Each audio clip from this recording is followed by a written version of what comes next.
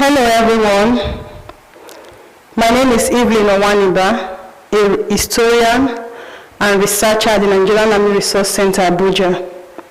On this special day, I want to tell you about the Igbanke people and the administration during the colonial era.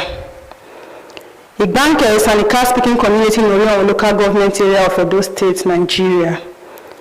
Igbanke originally comprised 8 communities, merged into 6, namely Ake, Obiogba, Idumodi, Igboto, Idumeru, Olije, Omulwa, and Ota.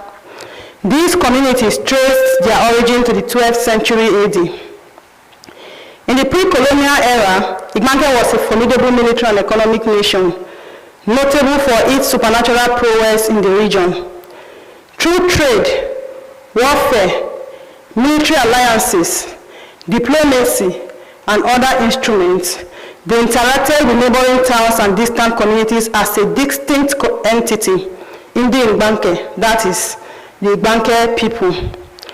The oral tradition of Igbanke and our neighbors, Agbo, Imbe, Ozanogogo, and Ogada, as well as the Isha areas, also identified them as Igbanke. By the 15th century AD, Igbanke witnessed different waves of migration from neighboring and distant areas. By the end of the 19th century AD, migrants from Ika area, Bini, Agbo, Isha, Urobo, Ishekiri land, as well as traders from Yoruba and Igbo areas had formed settlements in Igbanke. Igbanke developed a unique culture through the assimilation of these groups, and the Ika language was its lingua franca. According to linguistic classification, the Ika language is a blend of several languages, including the Edo, Igbo, and Yoruba languages. The Igbanke culture is epitomized in the Ebu festival, which is celebrated annually to commemorate the traditional head god of the deities, Wobu. On the eve of colonialism, Igbanke had come out victorious in a war with Agbo in 1895. During the Bini punitive expedition in 1897, Igbanke had hidden the Oba of Bini and his son from the British military before they were discovered.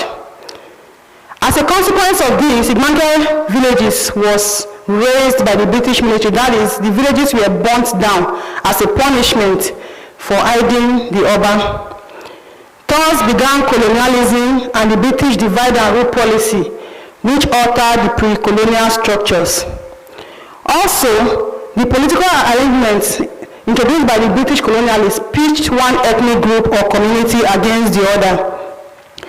During the colonial era, Igbanke was first administered under the Asaba division, and in 1906, placed under the Oba of Agbo in the Agbo district, where the Igbanke kings and chiefs attended the Agbo Native Council. However, the people complained about their subordination to the Oba of Agbo. They argued that they were an independent community before British incursion and were not inferior to the Oba of Agbo. They also complained of the high-handedness of the Obi in administering other kings in the district. Following their complaints, the Igbanke district was created in 1914, and the administration merged with Benin in the then Benin division of Benin Province, Southern Protectorate of Nigeria. However, rather than being administered as a separate unit, the Igbanke district was placed under the Oba of Bini, with a Bini chief, the Osula, who was appointed as its district head. The Osula moved to Igbanke with his family and some Bini people, and he represented Igbanke at the Oba's council. Although the Osula was nice to the people of Igbanke, they agitated against interference in their internal administration and advocated for an Igbanke person to take charge of their affairs as his district head. They complained of differences in cultures with the Bini people and difficulty in understanding the Bini language.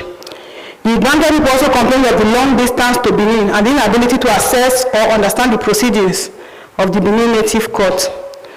Thus began a series of agitations by the people, which led to the transfer of Igbanke to the native court at Orada and later in 1922, the creation of the Igbanke Native Court with the Osula as its head. The rotational leadership of the court was created in subsequent years when they agitated against a Bini leading the court proceedings. There were several attempts by British colonial government and the Igbanke diaspora to create a central government where they will be administered like Bini and Agbo. But this effort met with a brick wall as the Igbanke kings preferred to be independent of the order. The colonial government continued its divide and rule policy in the district. For instance, while Igbanke was administered politically under Bini division, and